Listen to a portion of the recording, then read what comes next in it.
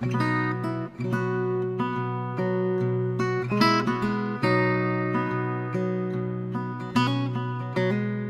Ian Thornton. Ian Randall Thornton, I guess, is the stage name. And yeah, I've been writing music for about 5 years. Just trying and attempting to capture emotions and stories that affect me and impact me and my family to come. Yeah. Yeah.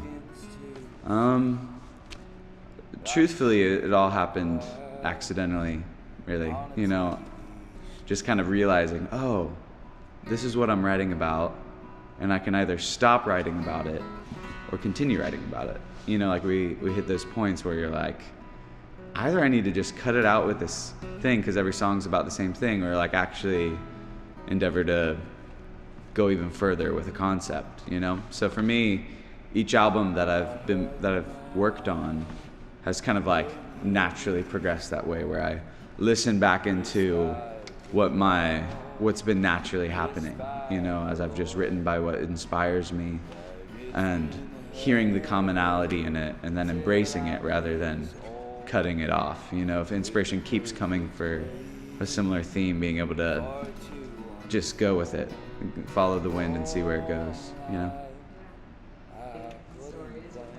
Oh gosh, plenty. There was this one time, she's gonna hate me for even saying it. There was this one time we were kind of play fighting, you know? That's why it's a good story, because it wasn't like we weren't hating each other, although we probably had plenty of drag out, knockout fights. But we were just like young teenagers, and she like, I don't remember how it escalated to this point, but she like took shaving cream and like smeared it all over my jackets in my closet.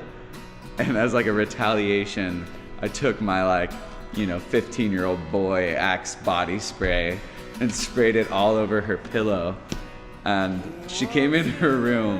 If anybody knows my sister, they know she's like the most, she's so sensitive to smell. She can smell a dumpster from a half mile away. She walks into the room laughing and then immediately turns to like terror on her face. She's like, Ian, no, and like literally almost instantaneously vomits out the window from the second story room onto our AC unit outside. That was the first memory that popped into my head.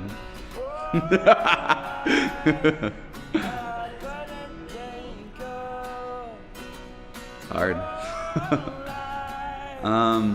Maybe I'll hit a couple of different ones. I love every chance I've ever been, I've had to be in Switzerland. It's one of the most beautiful countries to me in the world.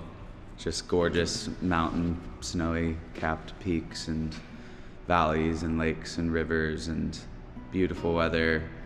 It's always awesome and always inspiring. I always write a song whenever I'm in Switzerland, you know?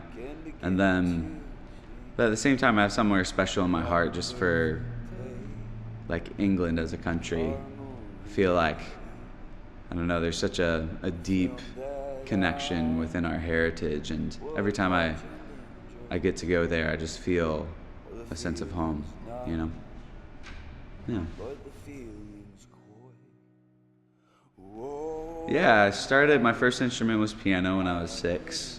My mom always had a real deep appreciation for music. She sang and never really played an instrument, but wanted all of her children to play an instrument. So she had us all take 3 years of piano as children, and then said we could pick any instrument we wanted. So at that point, as a 9-year-old, I picked up the upright bass and started playing in orchestras and then jazz bands and things like that. Bass is probably my main instrument, you know. It's like the most at home I feel on an instrument, you know. I can just go wherever we go. And then started picking up guitar, started picking up anything with a string or, you know, percussion, all that sort of stuff. Yeah. Half-Blood Prince. Guilty pleasure book.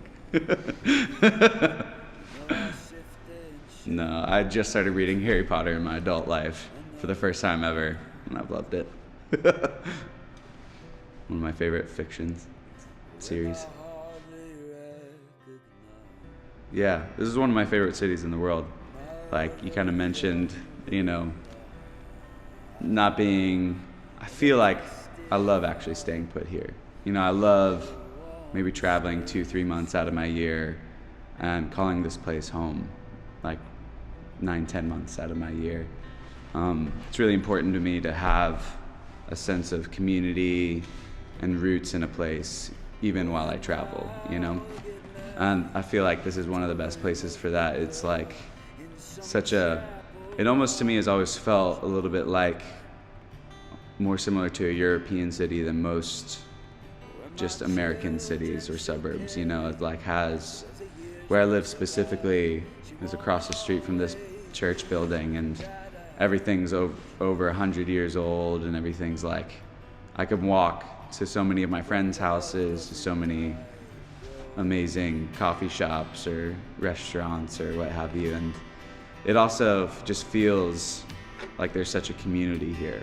Like I'll go to my local pub and know so many of the local musicians there, or like, walk into the local coffee shop roaster and like almost never not know somebody, and be able to actually build and create community here is a high priority of mine for sure. Yeah, it's a single guy's bachelor pad. So yeah, we have bunk beds. They're awesome. It's a very practical use of space. There's so much room for activities. I just love people. I think that's so much of why I even do music and why I do travel is like I get to meet and spend time with people. Just quality time in general. If I'm not doing music, if I'm not working, I want to be spending time with somebody I care about, It's like one of my favorite uses of time. I think life should be enjoyed. I think life is beautiful, and I think it's worthwhile to create a beautiful life for you and for everybody around you. I think it's really important to not ever become so self-focused that you lose the beauty of what's around you, I feel like it's really healthy to live your life caring for other people around you, and you're gonna get what's coming to you,